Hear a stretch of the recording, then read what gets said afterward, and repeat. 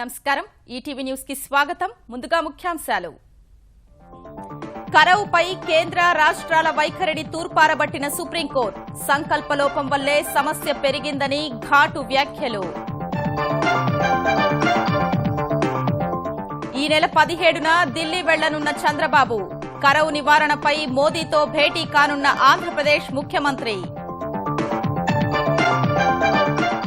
ప్రధానమంత్రి కృషి సించాయ్ యోజన పరిధిలో 11 తెలంగాణ ప్రాజెక్టులు గ్రాంటు రూపేణా కేంద్రం నుంచి అందనున్న 2,000 కోట్లకు పైగా నిధులు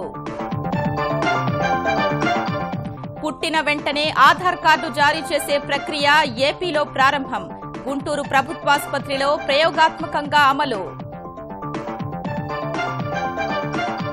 జేఈఈ అడ్వాన్స్డ్ పరీక్షలో హైటెక్ కాపీయింగ్ నిరోధానికి కఠిన నిబంధనలు ఆభరణాలు బూట్లు గడియారాలు పొడుగు చేతుల చొక్కాలపై నిషేధం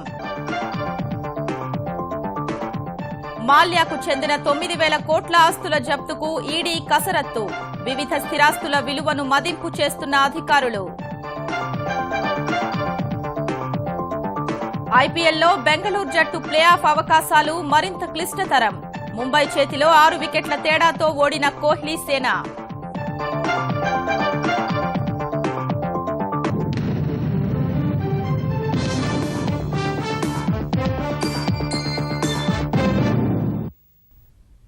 కరవు పరిస్థితుల్లో ఉపశమన చర్యలు చేపట్టడంపై కేంద్ర ప్రభుత్వానిదే అంతిమ బాధ్యతని సర్వోన్నత న్యాయస్థానం తేల్చి చెప్పింది సామాన్యుల ఇబ్బందులకు సంబంధించిన అంశాల్లో కేంద్రం తన రాజ్యాంగ బాధ్యతల నుంచి తప్పించుకోజాలదని కుండబద్దలు కొట్టింది కరవు ఉపశమన చర్యల విషయంలో లోపాల్ని ఎత్తిచూపిన సుప్రీంకోర్టు పరిస్థితిని చక్కదిద్దే దిశగా కీలక సూచనలు చేసింది బాధితుల్ని ఆదుకునేందుకు 3 నెలల్లోగా జాతీయ విపత్తు ఉపశమన నిధి ఏర్పాటు చేయాలని కేంద్రాన్ని ఆదేశించింది కరువు లాంటి వైపరీత్యాలపై సంబంధిత రాష్ట్రాలు పట్టించుకోనట్టు ప్రవర్తిస్తున్నప్పుడు కేంద్రం తన రాజ్యాంగ బాధ్యతల నుంచి తప్పించుకోజాలదని justice Madan B Lokur, justice NV రమణలతో కూడిన సుప్రీంకోర్టు ధర్మాసనం స్పష్టం చేసింది.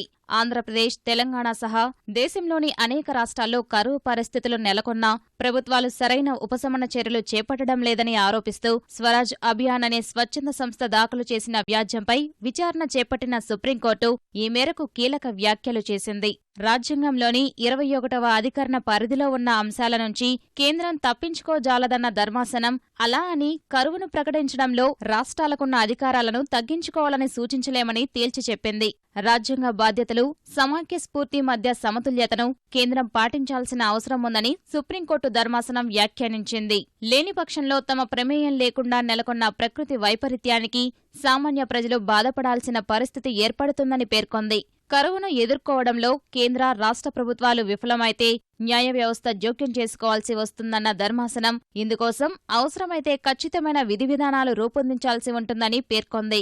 కరువు నివారణ చర్యల విషయంలో సామర్థ్యం లేకపోవడం, మౌలిక వసతులు కొరవడడం అనేది ఏమీ లేదన్న సుప్రీంకోర్టు చిత్తశుద్ధి లోపించడమే అసలు సమస్య అని తేల్చి చెప్పింది. బీహార్, గుజరాత్, హర్యానా విషయంలో ఈ విషయం స్పష్టంగా కనిపిస్తోందని, కరువు వచ్చిందని అంగీకరించేందుకైనా ఆయా రాష్ట్రాలు సిద్ధంగా లేవని అసహనం వ్యక్తం చేసింది. విపత్తు నిర్వహణ చట్టం అమల్లోకి వచ్చి దశాబ్దం గడిచినా ఆ దిశగా జాతీయ ప్రణాళికను రూపొందించకపోవడం, జాతీయ విపత్తు ఉపశమన నిధిని ఏర్పాటు చేయకపోవడం ఆశ్చర్యంగా ఉందని సుప్రీంకోర్టు వ్యాఖ్యానించింది. దేశంలో 4వ వంతు ప్రజలు కరువు వంటి పరిస్థితులతో ఇబ్బందులు పడుతున్నందున 3 నెలల్లోగా జాతీయ విపత్తు ఉపశమన నిధిని ఏర్పాటు చేయాలని కేంద్రాన్ని ఆదేశించింది.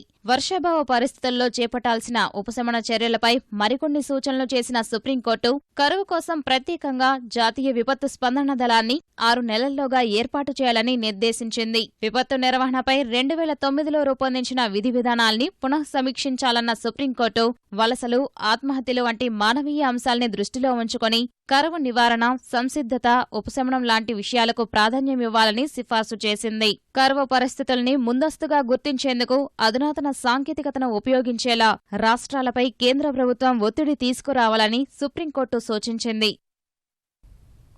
ఆంధ్రప్రదేశ్ ముఖ్యమంత్రి చంద్రబాబు ఈ నెల 17న ఢిల్లీ వెళ్లి ప్రధాని మోదీని కలవనున్నారు. కరువు నివారణపై అన్ని రాష్ట్రాల ముఖ్యమంత్రులతో ప్రధాని వేర్వేరుగా నిర్వహిస్తున్న సమావేశాల్లో భాగంగా మోదీతో చంద్రబాబు భేటీ కానున్నారు. ఈ నేపథ్యంలో ఈ నెల 16న జరగాల్సిన ఆంధ్రప్రదేశ్ మంత్రివర్గ సమావేశాన్ని వాయిదా వేశారు. ప్రధానితో జరిగే భేటీలో చర్చించాల్సిన అంశాలపై అదే రోజు మంత్రివర్గ సహచరులు, అధికారులతో చంద్రబాబు మాట్లాడే అవకాశముందని సమాచారం. గవర్నర్ నరసింహన్ 2 రోజుల పర్యటన నిమిత్తం బుధవారం రాత్రి ఢిల్లీకి వెళ్లారు.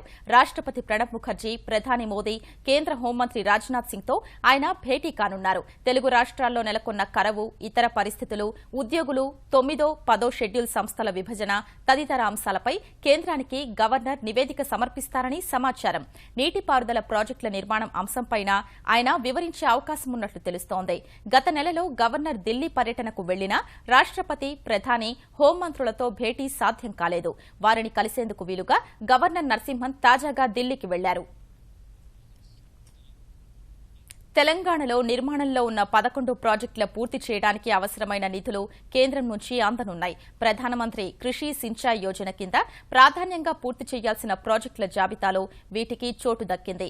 కేంద్ర జలవనరుల మంత్రిత్వ శాఖపై తెలంగాణ నీటిపారుదల శాఖ మంత్రి హరీష్ రావు తెచ్చిన ఒత్తిడి మేరకు ఇది సాధ్యమైంది.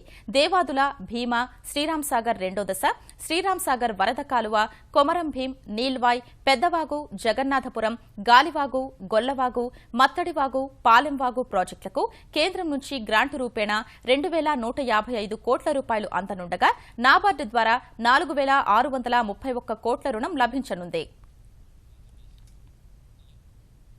కురిసే ప్రతి వర్షపు చుక్కను ఒడిసి పట్టేందుకు వీలుగా ప్రణాళికలు రూపొందించాలని జిల్లా కలెక్టర్లను ఆంధ్రప్రదేశ్ జలవనరుల శాఖ మంత్రి దేవినేని ఉమామహేశ్వరరావు ఆదేశించారు.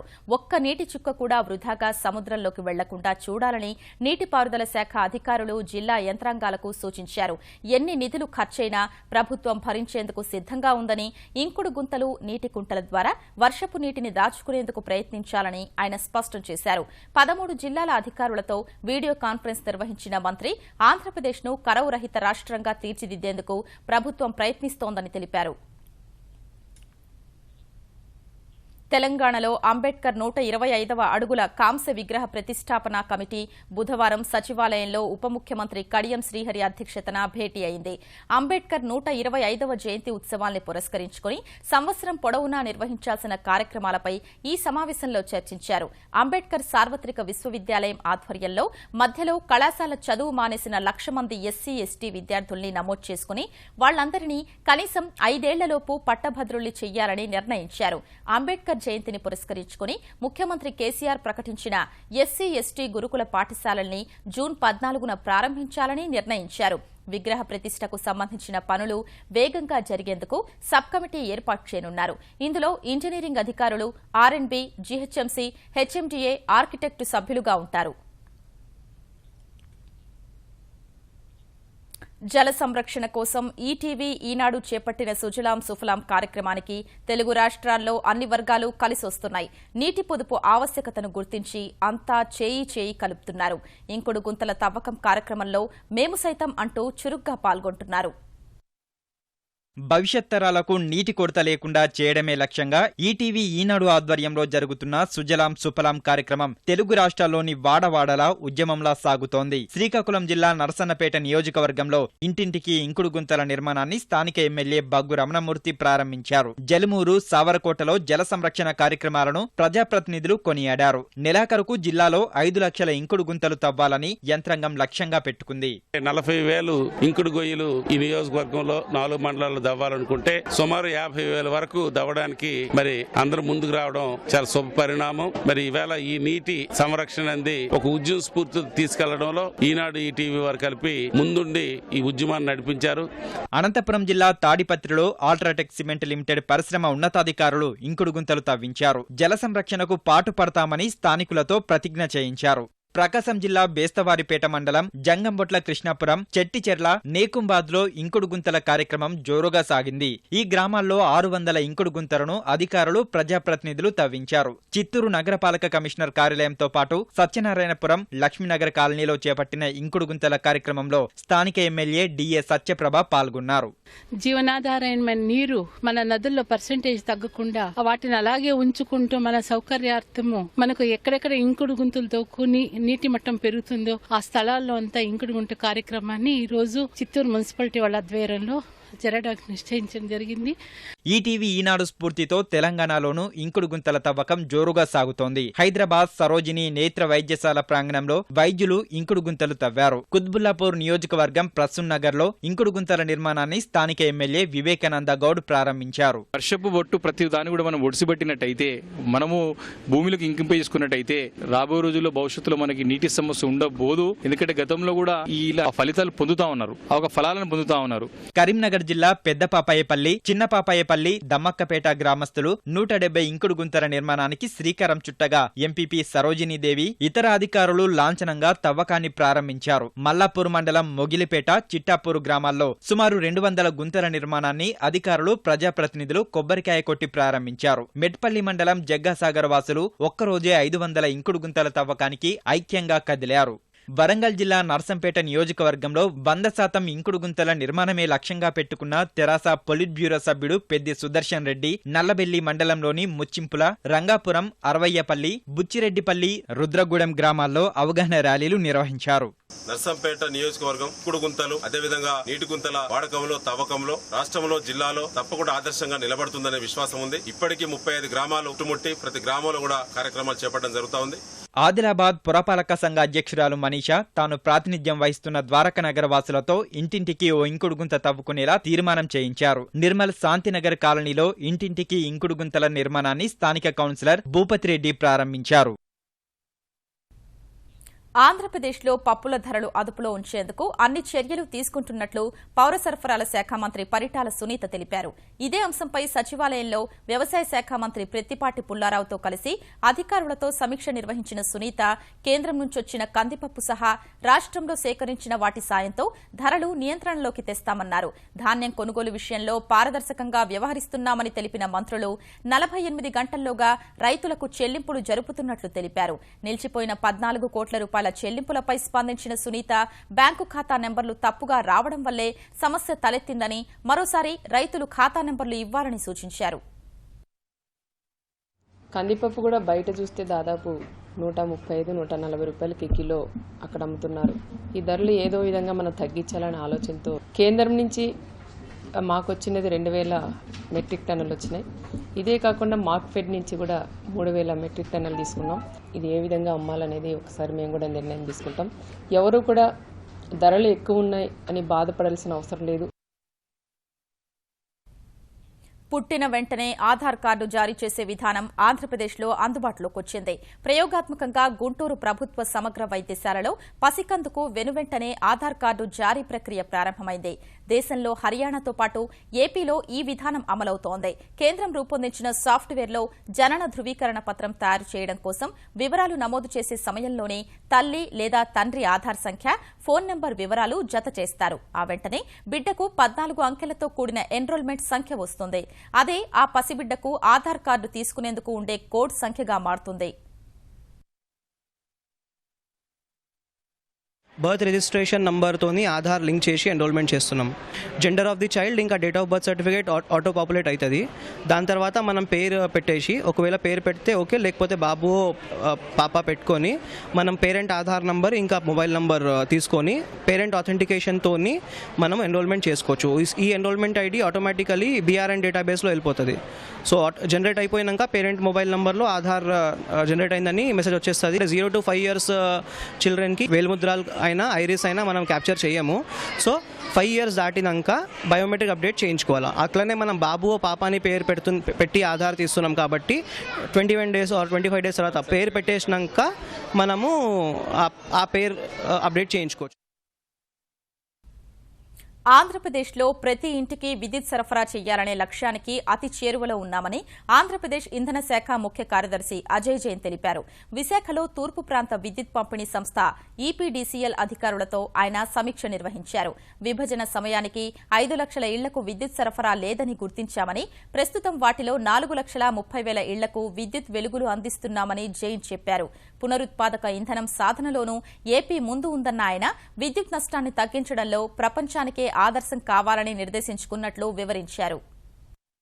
రాష్ట్రంలో ఉన్న ప్రతి ఒక్క కుటుంబంకి కూడా కరెంట్ ఉండాలి. కేంద్ర ప్రభుత్వం అయితే వాళ్ళు 2019 వరకు ప్రతి ఒక్క హౌస్కి ఇవ్వాలి అనేది టార్గెట్ పెట్టుకున్నారు. మనమైతే ఒక 3 years ముందు ఈ టార్గెట్ పూర్తి చేసుకున్నాము. ఆల్మోస్ట్ 8th జూన్కి ఆనరబుల్ చీఫ్ మినిస్టర్ గారు అక్కడ విజయవాడ నుంచి ఈ ప్రోగ్రాం కూడా డిక్లేర్ చేయడం జరుగుతుంది. ఈ విద్యా సంవత్సరం నుంచి అటవీ శాస్త్రంలో 4 ఏళ్ల వృత్తి విద్యా కోర్సుల్ని ప్రారంభించనున్నట్లు తెలంగాణ అటవీ బీసీ సంక్షేమ శాఖ మంత్రి జోగు రామన్న తెలిపారు. అటవీ శాస్త్రంలో వృత్తి విద్యా కోర్సు, బీసీ సంక్షేమం, బీసీలకు కళ్యాణ లక్ష్మి పథకంపై జోగు రామన్న సచివాలయంలో సమీక్ష నిర్వహించారు. బీసీలకు రేపటి నుంచి కళ్యాణ లక్ష్మి పథకం అమలు చేయనున్నట్లు మంత్రి తెలిపారు. అటవీ శాస్త్రంలో వృత్తి విద్యా కోర్సులు పూర్తి చేసిన విద్యార్థులకు మంచి ఉద్యోగావకాశాలు లభిస్తాయని జోగు రామన్న అన్నారు. ఉన్నటువంటి రాష్ట్రాల్లో ఏదైతే కొన్ని రాష్ట్రాల్లో 100% ఉంది, కొన్ని రాష్ట్రాల్లో మరి 50% కూడా కల్పిస్తా ఉన్నారు. కాబట్టి తప్పకుండా వారికి ఉద్యోగ అవకాశాలు అక్కడ లభిస్తున్నాయి. ఇక్కడ కూడా ఆ రకంగానే ఉద్యోగాల్లో మాత్రం వాళ్ళు తప్పకుండా, ఎందుకంటే ఇప్పుడు ఫారెస్ట్ బీఎస్సీ చేసిన వాళ్ళకి మాత్రం వారికి ఇప్పుడు ఉద్యోగాల అవకాశాలు ఎక్కడ కూడా ఇప్పటికీ ఆ రాష్ట్రంలో తీసుకున్నటువంటి చూస్తూ ఉంటే మాత్రం తప్పకుండా ఉద్యోగాలకి మాత్రం వాళ్ళకు ఉండదు, ఉద్యోగాలందరికీ దొరుకుతాయి. హైదరాబాద్ చార్మినార్ ప్రాంతంలోని నిజాం ప్రభుత్వ హోమియో, ఆయుర్వేదిక్ ఆసుపత్రుల్ని ఆధునీకరించేందుకు తెలంగాణ ప్రభుత్వం అన్ని చర్యలు తీసుకుంటుందని తెలంగాణ వైద్య ఆరోగ్య శాఖ మంత్రి లక్ష్మారెడ్డి తెలిపారు.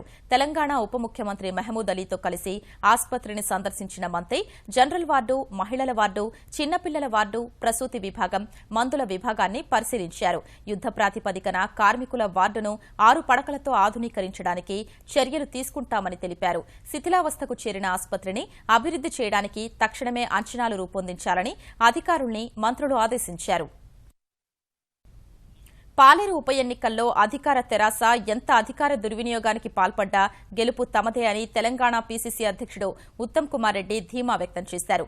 కాంగ్రెస్ అభ్యర్థి సుచరితారెడ్డి 50,000 మెజార్టీతో గెలవడం ఖాయమని ఆయన ఈటీవీతో అన్నారు. తెలంగాణలో తాము తప్ప మరే రాజకీయ పార్టీ ఉండకూడదన్నట్లు అధికార పార్టీ వ్యవహరిస్తోందన్న ఉత్తమ్ ఎప్పటికైనా ప్రజలు తగిన గుణపాఠం చెబుతారని అన్నారు. నష్టాల్లో ఉన్న ఆంధ్రప్రదేశ్ రహదారి రవాణా సంస్థను ఏడాదిలోగా మళ్లీ లాభాల బాట పట్టిస్తామని సంస్థ ఎండీ సాంబశివరావు తెలిపారు. ఆదాయం పెంపునకు సంస్థలో సరకు రవాణాను ప్రారంభించడంతో పాటు ఈ కామర్స్ సంస్థలతో ఒప్పందాలు చేసుకోనున్నట్లు ఆయన ఈటీవీతో వెల్లడించారు. పాత బస్సుల స్థానంలో కొత్తగా 3,000 బస్సుల్ని ప్రవేశపెట్టేందుకు చర్యలు తీసుకోనున్నట్లు తెలిపారు. అత్యాధునిక సాంకేతిక పరిజ్ఞానం సాయంతో ప్రయాణికుల భద్రతా చర్యలు, సౌకర్యాల్ని మెరుగుపర్చనున్నట్లు సాంబశివరావు వెల్లడించారు. హైదరాబాద్ జూబ్లీహిల్స్లోని జర్నలిస్టు కాలనీకి చెందిన దేవిరెడ్డి మృతి కేసులో ఆమె స్నేహితుడు భరతసింహారెడ్డిని 5 రోజులు పోలీసు కస్టడీకి అనుమతిస్తూ నాంపల్లి కోర్టు ఉత్తర్వులు జారీ చేసింది. మద్యం మత్తులో భరతసింహారెడ్డి కారు నడిపినందునే ఆ ప్రమాదం జరిగిందని, ఈ ఘటనకు సంబంధించిన వివరాలు తెలుసుకోవాల్సి ఉన్నందున అతన్ని 5 రోజులు కస్టడీకి ఇవ్వాలన్న జూబ్లీహిల్స్ పోలీసుల విజ్ఞప్తిపై నాంపల్లి కోర్టు ఈ నిర్ణయం తీసుకుంది. ఇవాళ్టి నుంచి పోలీసులు భరతసింహారెడ్డిని ప్రశ్నించనున్నారు. పోలీసుల కళ్లు గప్పి 3 రాష్ట్రాల్లో తాళం వేసిన ఇళ్లల్లో చోరీలకు పాల్పడుతున్న 2 అంతర్రాష్ట్ర దొంగల్ని అరెస్టు చేసిన ఎల్బీనగర్ పోలీసులు నిందితుల నుంచి సుమారు 1 కోటి విలువైన బంగారాన్ని స్వాధీనం చేసుకున్నారు. ఇద్దరిలో ఒకరు ప్రకాశం జిల్లా వేటపాలెంకు చెందిన వంశీకృష్ణ కాగా మరొకరు కర్నూలుకు చెందిన వెంకటేష్ గా గుర్తించారు. ఇరువురు ప్రత్యేక బృందాల్ని ఏర్పరచుకుని దొంగతనాలకు పాల్పడుతున్నట్లు పోలీసులు తెలిపారు. ఇద్దరిపై పీడీ చట్టాన్ని ప్రయోగించాలని పోలీసులు భావిస్తున్నారు. జేఈఈ అడ్వాన్స్డ్ పరీక్షలో హైటెక్ కాపీయింగ్ నిరోధానికి ఈసారి పరీక్షా బాధ్యతలు చేపట్టిన ఐఐటి గువాహటి పలు నిబంధనలు విధించింది. వివిధ రకాల లోహాలతో చేసే ఆభరణాలు, ఉంగరాలు, బ్రాస్లెట్లు, చెవిపోగులు, తాయెత్తులు వంటివి ధరిస్తే పరీక్షా కేంద్రాల్లోకి అనుమతించారు. పొడుగు చేతుల చొక్కా, జర్కిన్లు, పెద్ద గుండీలు, జేబులకు పువ్వులు లాంటివి ఉన్న చొక్కాలు నిషేధం. టీషర్ట్లు, కుర్తాలు అనుమతిస్తారు. పొట్టి చేతుల చొక్కాలతో పరీక్షకు రావాల్సి ఉంటుంది. బూట్లు, హై హీల్స్ పై కూడా నిషేధం ఉంది. కేవలం చెప్పులు మాత్రమే ధరించాలి. చేతి గడియారాలు, ఫోన్లు, ల్యాప్టాప్లు, క్యాలిక్యులేటర్లు లాంటి ఎలక్ట్రానిక్ పరికరాల్ని అనుమతించారు. ఐఐటీల్లో ప్రవేశానికి నిర్వహించే జేఈఈ అడ్వాన్స్డ్ పరీక్షకు దాదాపు 1,58,000 మంది విద్యార్థులు హాజరు కానున్నారు. అందులో తెలుగు రాష్ట్రాల నుంచి సుమారు 29,000 మంది పరీక్ష రాయనున్నారు. తెలంగాణలో హైదరాబాద్, వరంగల్, మహబూబ్ నగర్, ఆంధ్రప్రదేశ్లో విశాఖపట్నం, విజయవాడ, తిరుపతి, నెల్లూరులో పరీక్ష జరగనుంది. వేర్వేరు బ్యాంకులకు 9,000 కోట్ల రూపాయలకు పైగా రుణాలు ఎగ్గొట్టి విదేశాలకు పరారైన ప్రముఖ వ్యాపారి విజయ్ మాల్యాకు సంబంధించి దాదాపు అంతే విలువైన ఆస్తుల్ని జప్తు చేయడంపై ఎన్ఫోర్స్మెంట్ డైరెక్టరేట్ కసరత్తు చేస్తోంది. ఐడీబీఐ రుణమోసం కేసులో ఈ మేరకు చర్యలు చేపట్టాలని భావిస్తున్న ఈడీ దేశవ్యాప్తంగా మాల్యాకు ఎక్కడెక్కడ ఆస్తులున్నాయి, వాటి విలువ ఎంతన్న అంశాన్ని గుర్తించే పని ప్రారంభించింది. ఇప్పటికే మాల్యాకు చెందిన కొన్ని బంగళాలు, ఖరీదైన వాహనాలు, బ్యాంకు బ్యాలెన్స్లు, ఇతర ఆస్తుల్ని ఈడీ అధికారులు గుర్తించి వాటి విలువను లెక్కగట్టారు. వేర్వేరు సంస్థల్లో మాల్యాకున్న వాటాల్ని జప్తు చేయడంపైన కసరత్తు చేస్తున్న ఈడీ అందుకు సంబంధించిన సమాచారాన్ని సెబీకి అందించి అవి మరొకరి చేతుల్లోకి వెళ్లకుండా చూడాలని భావిస్తోంది. ఆస్తుల జప్తు విషయంలో మాల్యాకు అప్పిచ్చిన బ్యాంకుల్ని సైతం కలుపుకొని వెళ్లాలని ఎన్ఫోర్స్మెంట్ డైరెక్టరేట్ నిర్ణయించింది. ఇరాక్ రాజధాని బాగ్దాద్లో జరిగిన కారు బాంబు దాడుల్లో మరణించిన వారి సంఖ్య 94కి చేరింది. ఉత్తర బాగ్దాద్లో షియాలు ఎక్కువగా ఉండే ప్రాంతాన్ని లక్ష్యంగా చేసుకున్న ముష్కరులు బుధవారం ఉదయం ఓ మార్కెట్ వద్ద కారు బాంబును పేల్చారు. పేలుడు ధాటికి మార్కెట్ చుట్టుపక్కల ఉన్న దుకాణాలకు నిప్పంటుకోగా ఘటనా స్థలం భీతావాహంగా మారింది. ఈ దాడి జరిగిన కాసేపటికే ఉగ్రవాదులు కదీమియా, జామియా ప్రాంతాల్లో మరో 2 కారు బాంబుల్ని పేల్చారు. ఈ దాడుల్లో అనేక మంది అక్కడికక్కడే చనిపోగా క్షతగాత్రుల్లో కొందరు చికిత్స పొందుతూ ప్రాణాలు విడిచారు. బాగ్దాద్ కారు బాంబు పేలుళ్లు తమ పనేనని ఐఎస్ ఉగ్ర సంస్థ ప్రకటించుకుంది. ఈటీవీ న్యూస్ సమాప్తం. నమస్కారం.